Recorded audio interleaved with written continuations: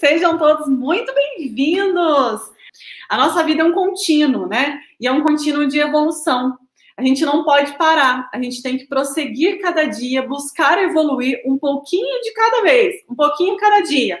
E essa evolução, ela depende só de nós. Ela não depende de mais ninguém. Não adianta a gente esperar que outras pessoas façam por nós. A evolução só acontece de dentro para fora.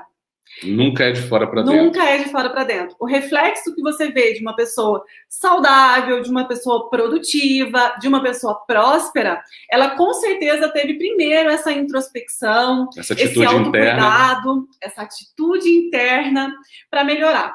E nós dois estamos aqui todas as noites com vocês, buscando trazer, plantar no coração de vocês esse autocuidado.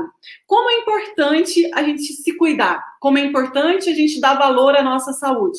A nossa saúde é o nosso bem mais precioso. Sem saúde, nada tem importância. Todo o resto se perde, com certeza. Ela é uma das bases fundamentais de uma boa vida, né? De uma boa vida. E a vida é para a gente viver com plenitude, alegria, felicidade. E para isso a gente precisa ter conhecimento que liberta, conhecimento verdadeiro. E não ficar se enganando aí. Sejam todos muito bem-vindos ao programa Casal Saúde. Eu sou Marcela Ávila. Eu sou Cristiano Correia. E juntos nós vamos aqui trazer assuntos para melhorar a sua melhor versão. Você sempre tem uma melhor versão. Vamos buscar ela? Vamos alcançar a sua melhor versão, né? Vamos lá. Amor, hoje o tema vai ser pré-diabetes. Sim. O tema de hoje, pré-diabetes, pode ser que você esteja assistindo, não viva isso. Mas se você tem sobrepeso ou obesidade, é muito importante que você fique nessa live para você entender o que é o pré-diabetes e como prevenir e como tratar.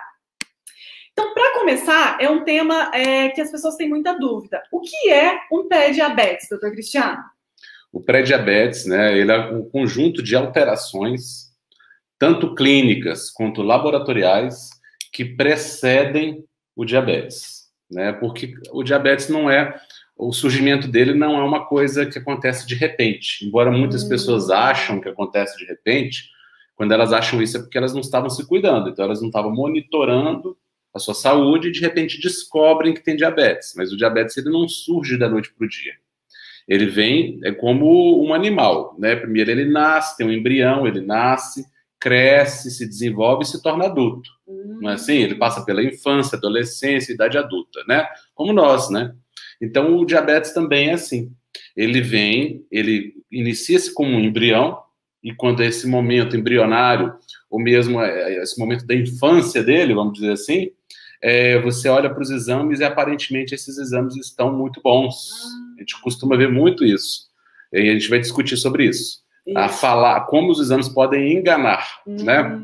E aí esses exames estão todos bons, mas ele já está numa idade ali da infância, né? E aí ele vai se desenvolvendo até chegar à idade madura, onde ele se manifesta. Então, o pré-diabetes é um momento anterior ao diabetes plenamente manifesto. E o que é o diabetes, então? Para a gente explicar assim, bem de maneira simples essa doença, né? O diabetes. Sim, o diabetes é uma doença onde existe uma deturpação, um transtorno no metabolismo dos açúcares na corrente sanguínea. Então, o organismo não consegue lidar bem com os açúcares. E, por causa disso, há um excesso de açúcar na corrente sanguínea que vai danificar os órgãos do corpo humano. O corpo humano o açúcar em excesso é extremamente tóxico, ele se torna uma toxina.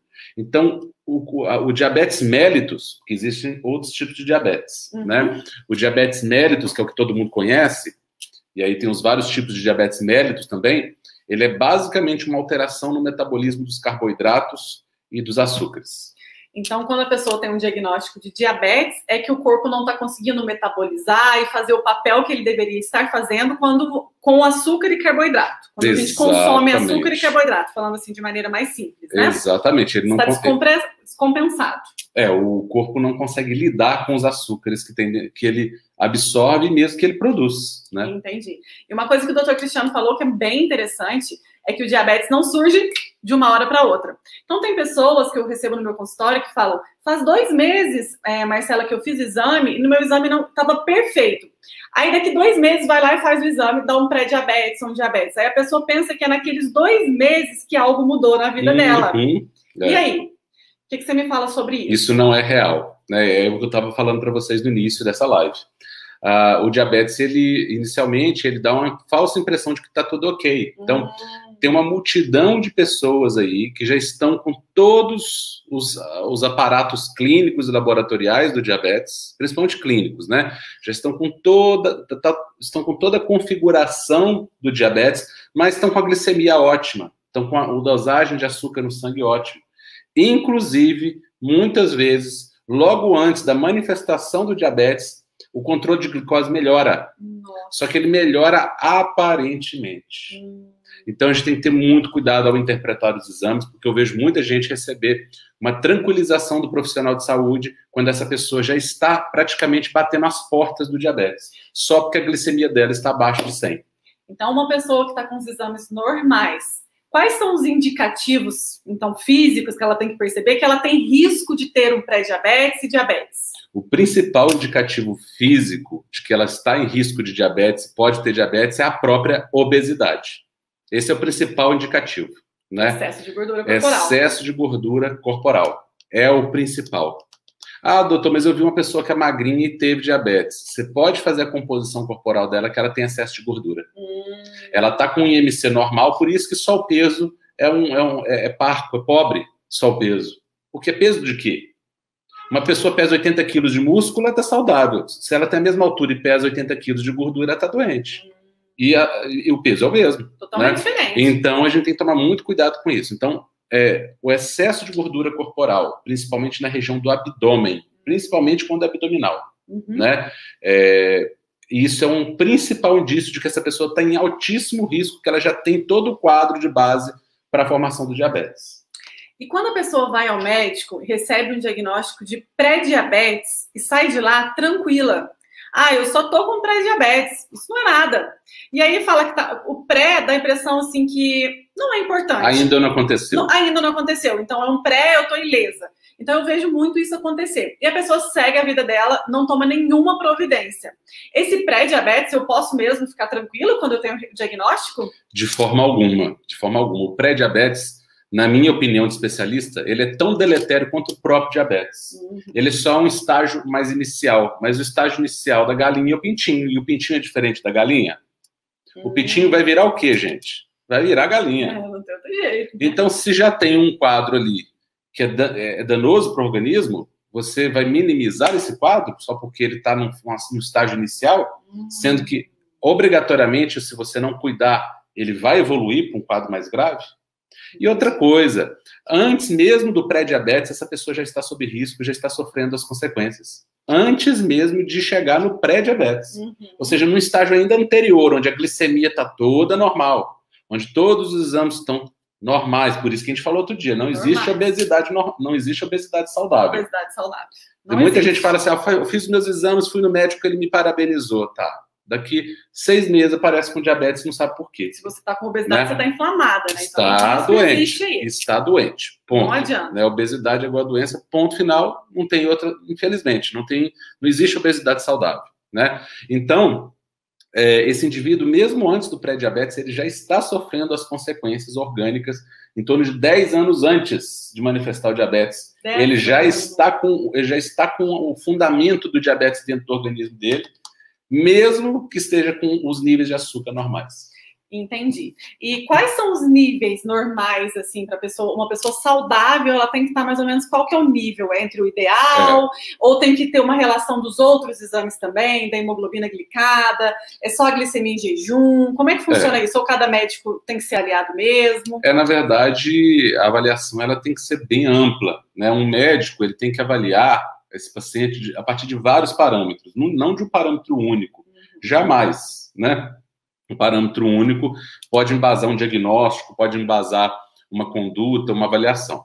Mas, a título de informação para pessoas que são leigas, né, a gente não tem a intenção de ensinar medicina, até porque não teria como, a glicemia deve estar abaixo de 100, Abaixo de 100. mas idealmente abaixo de 85. Abaixo de 85. Idealmente abaixo de 85. Uma glicemia entre 85 e 100 já me chama bastante atenção, né?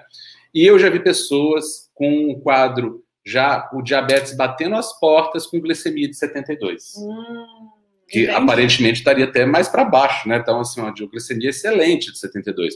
No entanto, todo o resto da configuração estava do diabetes. Por quê? Você lembra que eu falei que logo antes do diagnóstico, muitas vezes, melhora? Melhora para piorar.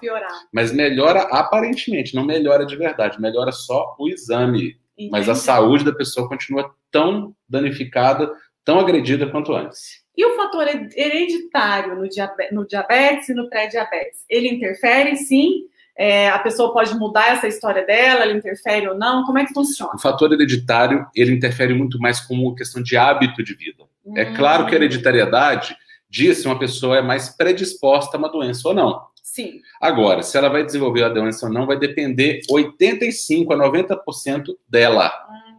Entendi. Mas por que numa família a gente encontra, às vezes, tantas pessoas diabéticas? É muito menos pela genética e muito mais pelos hábitos aprendidos dentro daquela família. Então, se os pais têm maus hábitos, os filhos terão maus hábitos, consequentemente, todos colherão as mesmas doenças. Com certeza. Né? Então, o que é mais hereditário não é a genética. É o ambiente. O que é mais hereditário é a cultura. É o hábito que é passado de pai para filho. Entendi. Isso que é o mais hereditário. Então, se a pessoa já tem um fator hereditário, é mais um motivo para ela se cuidar e ter bons hábitos e prestar atenção nos hábitos das pessoas que têm essa doença.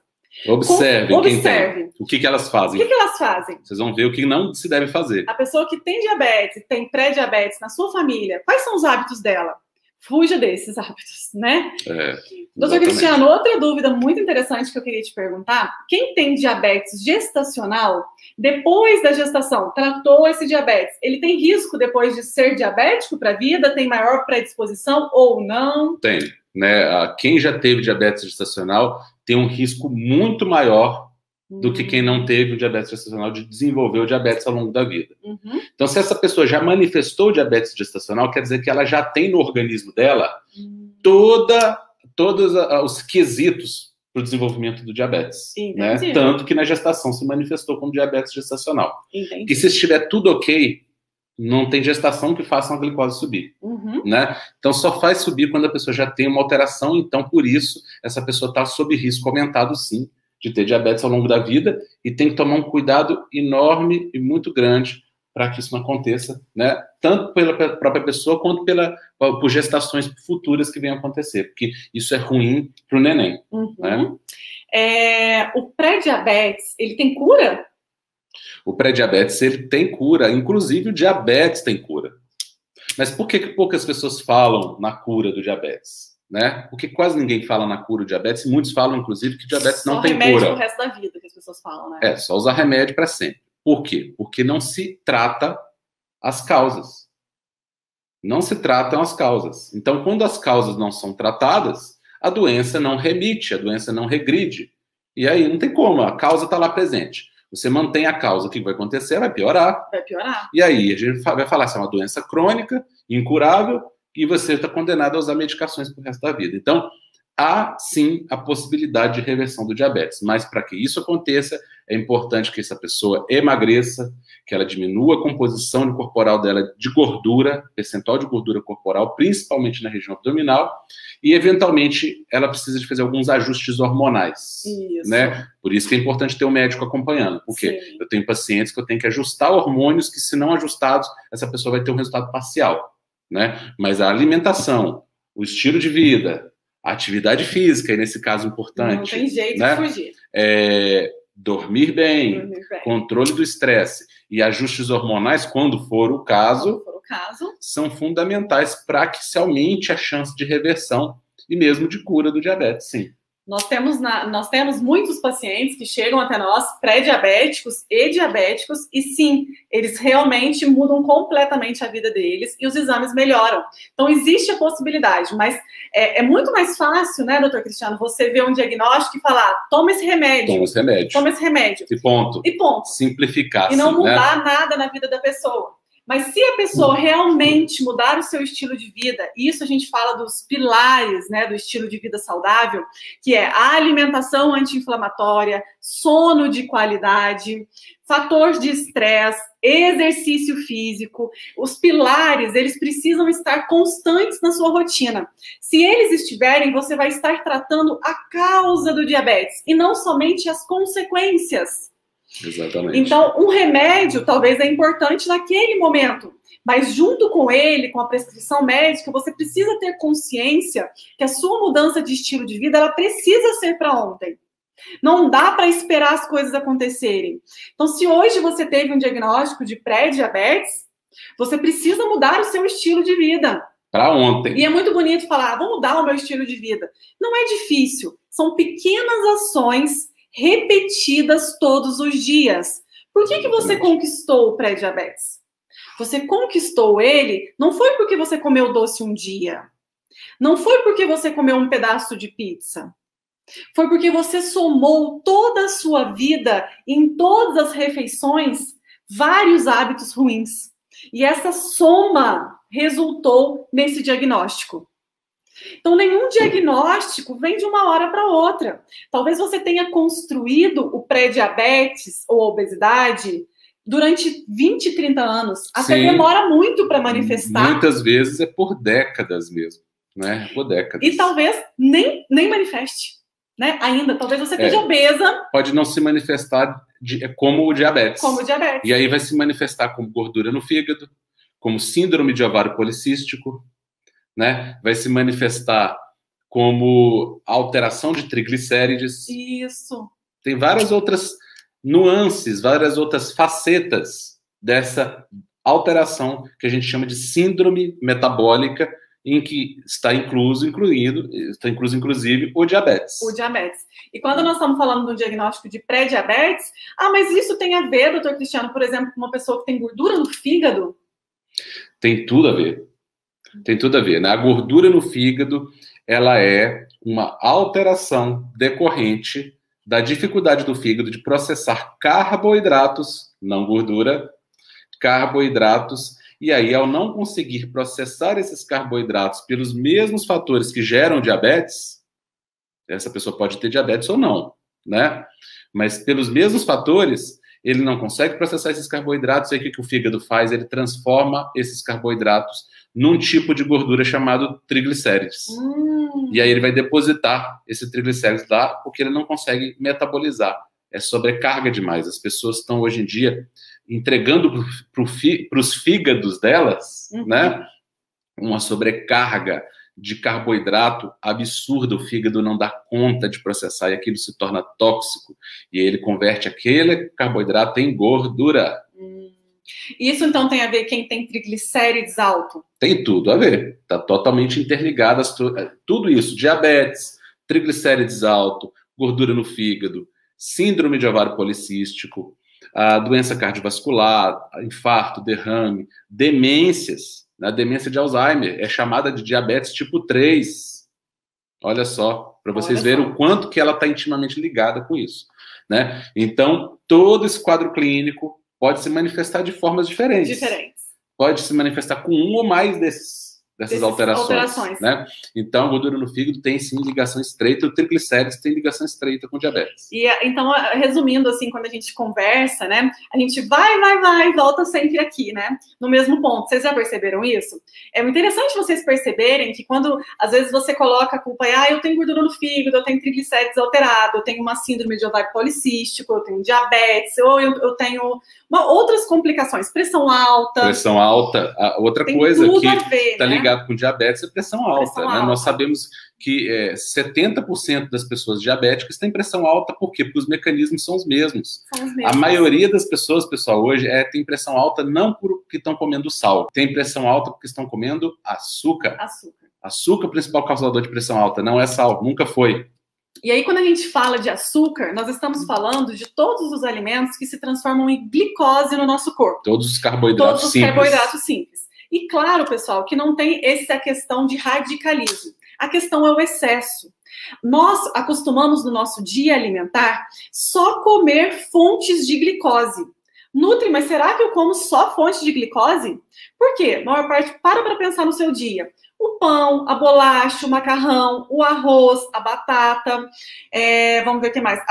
O lanche da tarde, o jantar. Então, às vezes, esses alimentos que eu falei estão presentes na sua vida em quase todas as refeições. E estão tão na rotina que as pessoas nem percebem. Né? Passam batido, porque eles estão tão entranhados na rotina da pessoa ali, né, que ela nem nota que ela está consumindo essa sobrecarga de açúcar. Às vezes ela está comendo uma coisa salgada, mas que tem a sobrecarga de açúcar ali. Então eu não posso comer esses alimentos? Sim, você pode consumir esses alimentos, desde que eles não sejam a sua única fonte alimentar.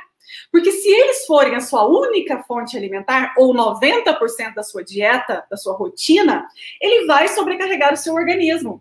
O seu organismo não dá conta de processar tanta glicose. Então, ele vai complicar teu fígado, vai complicar todo o metabolismo de insulina, que aí outro dia a gente vai fazer uma live só de insulina, que a gente não pode entrar muito, né? Isso. Então, assim, tem que prestar atenção se no seu dia alimentar existem as fontes mais importantes para a manutenção da sua vida. Quantas vezes no seu dia você consome gorduras boas? Então, fundamentais para a saúde. Vamos contar essas gorduras boas. Um abacate, o coco é rico em gordura, o azeite de oliva. O azeite de oliva é uma gordura extremamente saudável. Quantas vezes por dia você consome proteínas? Então, as carnes, os ovos, os queijos. Quantas vezes? Com suas gorduras. Com suas gorduras naturais. Tá, pessoal? Com suas gorduras, incluindo as gorduras saturadas, que todo mundo acha que são deletérias, quando, na verdade, os estudos mostram que, de forma alguma, a gordura saturada é deletéria. Agora, a gordura trans, que são gorduras artificiais, que o homem criou, que nunca existiram no planeta Terra, até que o homem as inventasse, né? Essas gorduras trans, elas são deletérias, e elas são gorduras que estão nos óleos vegetais, infelizmente, naturalmente não estariam, mas como eles são processados, estão lá. Óleo de soja, canola, óleo de girassol, óleo de milho. Né? Nas margarinas, nos recheios das bolachas recheadas, né? Nos sorvetes, quando são feitos com essa gordura hidrogenada, existem sorvetes sem gordura hidrogenada, mas aí é a exceção da regra. Então, essas gorduras artificiais é que são deletérias, não é a gordura saturada que tem na natureza. Né? O próprio óleo de coco é rico em gordura saturada, extremamente benéfico para o organismo. Né? Então, nós precisamos tirar esses mitos, né? Outra fonte, falou da gordura. Quantas vezes por dia você consome fibras? As fibras são fundamentais para a nossa manutenção da vida. Nós precisamos pelo menos de 25 gramas de fibra por dia. E aí, você já parou para pensar aonde que vem as fibras? É um dos pilares mais importantes na alimentação e da saúde. É fibra. Fibra. E são um dos mais negligenciados. Por quê? A gente pega num prato, no almoço, a gente enfeita o prato com uma folhinha de alface. Com uma pseudo-salada, né? Pseudo-salada. Uma folhinha de alface, uma rodelinha de tomate, e ali tudo bem. Já ficou bonitinho para eu comer um pratão ali de arroz misturado com macarrão, misturado com angu e tudo isso, né? Não é que não pode comer esses alimentos, mas a quantidade e a proporção disso não tá bacana. Exatamente. Porque aonde é o equilíbrio. Fibra? A questão está no equilíbrio. No equilíbrio. É possível comer carboidrato simples. Pode comer. É possível comer, só que é quantidade, equilíbrio, frequência, horário. Então, são vários fatores que têm que estar alinhados para que aquilo funcione bem. Então, às vezes, um carboidrato simples, no momento, ele faz mal. Associado com outro alimento, em outro momento, ele pode ser útil. Isso. Então, quando a gente fala aqui, nós estamos generalizando. Né? Então, quantas vezes no seu dia você come verduras e legumes? Quais? Quantas cores? Você come só no almoço? No jantar eu não como de jeito nenhum. Por quê? Então, quer dizer que o pão, você tudo bem comer 3 vezes no dia. O arroz, tudo bem comer 3 vezes no dia. Mas os vegetais, você come só um pouquinho.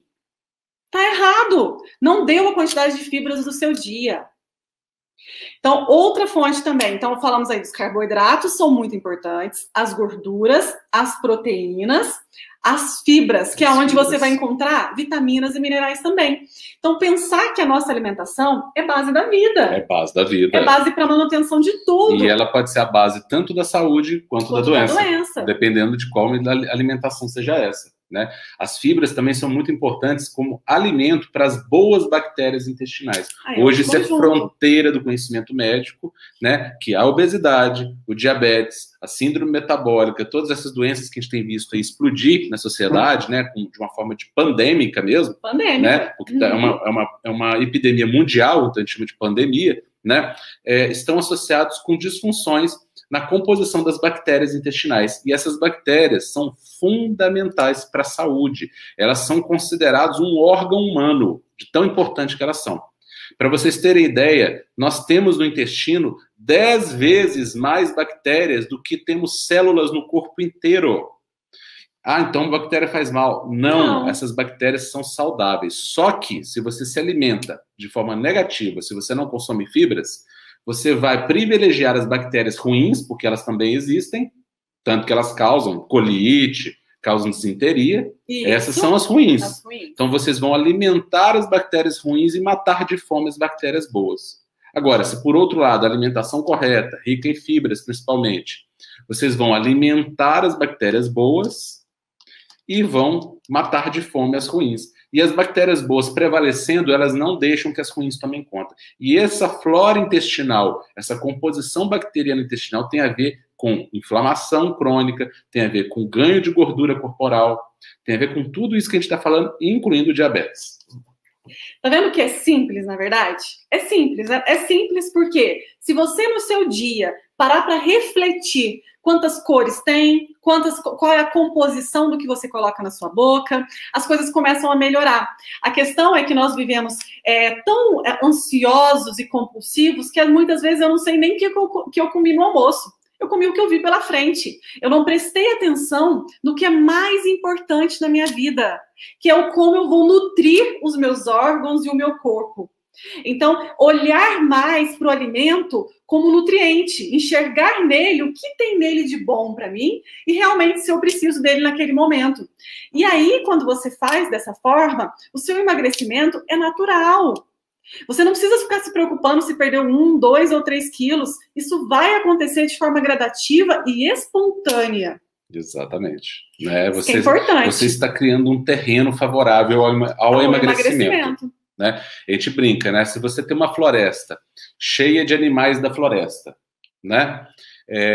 Adianta você querer ficar expulsando um a um? Não. Agora, se você cortar essa floresta aqui, né? Não é apologia de desmatamento, não, tá, pessoal? Mas só para dar exemplo. Se você cortar essa floresta, concorda comigo que os animais vão embora, aqueles animais de floresta? Então é a mesma situação. Se você cria um ambiente favorável ao emagrecimento, você vai ter as circunstâncias que vão gerar o emagrecimento. Mas se você corta essas situações favoráveis ao emagrecimento, tudo que gera emagrecimento vai fugir e você vai ficar órfão, né? Isso. Então é o que acontece lá na floresta, quando você corta, ela vira um deserto, né? Ela deixa de ter aquela riqueza animal que tinha lá antes.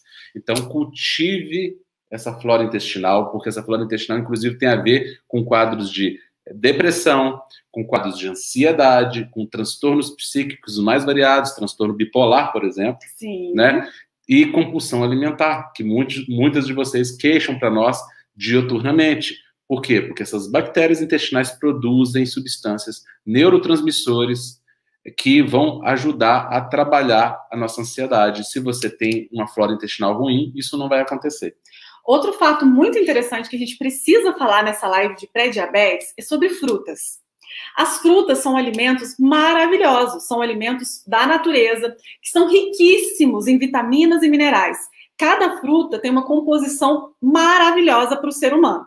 A questão é, quando a gente pensa que por ser fruta, eu posso comer 1 dúzia de banana por dia. Tem pessoas que chegam no meu consultório, que são pré-diabéticos ou diabéticos, ela fala, eu como super saudável, Nutri. Toda hora que eu passo, só que assim, toda hora que eu passo na fruteira, eu pego uma banana. Eu não tá nem vendo eu comer. Então, as frutas são alimentos benéficos, sim, tem vitaminas, minerais, mas elas têm frutose. Então, como tudo na vida, tem dose. Tem dose. Né? O remédio, na dose errada, ele passa a ser veneno, né? Então, eu não posso consumir também 10 frutas por dia. Isso não é certo também. A gente precisa das frutas em variedade, em diversidade e de forma íntegra. Então, sempre que eu for consumir um alimento que tenha frutose, que é o açúcar da fruta, eu tenho que pensar, eu estou consumindo, por exemplo, a laranja com bagaço? Então, eu estou consumindo com fibra. Ótimo. Agora, se eu faço um suco da laranja, mudou totalmente a história. Suco de laranja, pessoal, não é laranja. Não é laranja. Suco de laranja não é laranja.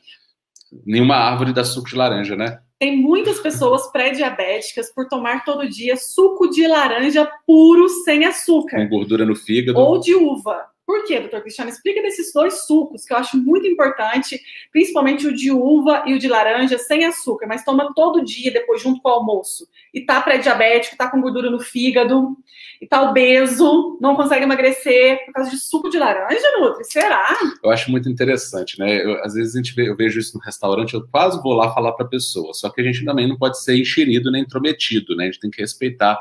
A não ser que essa pessoa venha perguntar pra gente, a gente tem que respeitar. Mas eu vejo muitas pessoas chegarem lá num restaurante e pedirem um suco de laranja, ou um suco de uva, um outro suco qualquer, com um ar assim, tipo, tô pedindo uma coisa saudável, né? E, gente, pelo amor de Deus, que engano, hein? Mas que engano colossal. Por quê? Porque essa pessoa, ela não tá ingerindo a fruta, ela tá ingerindo a parte ruim da fruta. Refinada. A fruta tem um lado negativo, só que esse lado negativo, ele é contrabalançado, ele é neutralizado pelas fibras que tem nessas frutas. Então, ok, quando você come a fruta, ok, com a dose certa. Claro. Agora, você vai lá e refina, faz o suco da fruta. Gente, suco de uva tem a casca da uva? Não tem. Não tem. Suco de uva tem a semente da uva? Não tem. Então é uva? Não é. Não. Suco de laranja, tem o bagaço da laranja? Não tem também. Tem aquela parte branquinha da laranja? Não tem. E então não é laranja. Também, né? E o pior, enquanto você, para chupar uma laranja ali, só para descascar essa laranja, você vai gastar uns 5, 10 minutos. Depois para chupar, comer o bagaço. Olha o processo para comer uma laranja. Agora, para tomar um suco de laranja, se você quiser tomar, você toma dentro de 30 segundos. Você vira no guti-guti ali, ó. 30 segundos você consumiu um suco de laranja, só que um suco de laranja não tem o suco de uma laranja. Tem um suco de 5, 6, 7, 8 laranjas. Isso. Então você está consumindo a parte ruim de 8 laranjas e 0 da parte boa dessas 8 laranjas. Ou seja, você está se intoxicando com frutose, que é, na verdade, uma toxina. Ela é uma toxina. Nessa forma, ela se torna toxina. Isso. Né? E a gente tem que pensar, então, pessoal, que esse excesso de frutose é acumulado em forma de suco. Fruta foi feita para a gente comer. Para beber, é água. A gente vamos facilitar a nossa vida aqui. Isso. Claro que sucos de frutas que não são doces, por exemplo, um suco de limão, um suco de maracujá, um suco de acerola. Se for azedo, mas sem bem, açúcar. Mas não adianta você colocar açúcar. Mas o que eu recomendo para você não errar, comer a fruta, tomar água. Para a gente resolver isso, aqui. Pessoal. Olha, facilitar. O melhor suco que vocês podem tomar na vida de vocês chama-se água. Água. Melhor líquido, tá bom? A gente fica achando que tem que tomar um suco, tem que ter gosto. Gente, o ser humano foi feito para beber água. Isso. Né? O ser humano nas cavernas lá, ele não fica tomando suco, ele bebia água. Né? Então, vamos respeitar a nossa fisiologia, nós somos programados para isso. Se você quiser um suco de limão ou de maracujá sem açúcar, é diferente porque são frutas azedas. Isso. Então não tem muita frutose. Aí muda um pouquinho a história. Mas tirando essas exceções, fujam do suco de fruta, mesmo que seja natural. Agora, o não natural não precisa nem falar mais nada, né? Se esses não são bons, os industrializados, os refrigerantes, aí é fora de questão mesmo, né? Outra coisa que eu quero falar para vocês é muitas vezes a gente tem medo de algumas frutas. Então a gente fala, a banana tem muita frutose, a laranja tem muita frutose. Não, pessoal, não precisa ter medo de nenhuma fruta. Todas as frutas são bem-vindas na sua vida. E quanto mais você diversificar o uso das frutas, mais vitaminas e minerais diferentes você vai estar no dia. Então, por exemplo, se eu chupei uma laranja com bagaço, eu tive a vitamina C.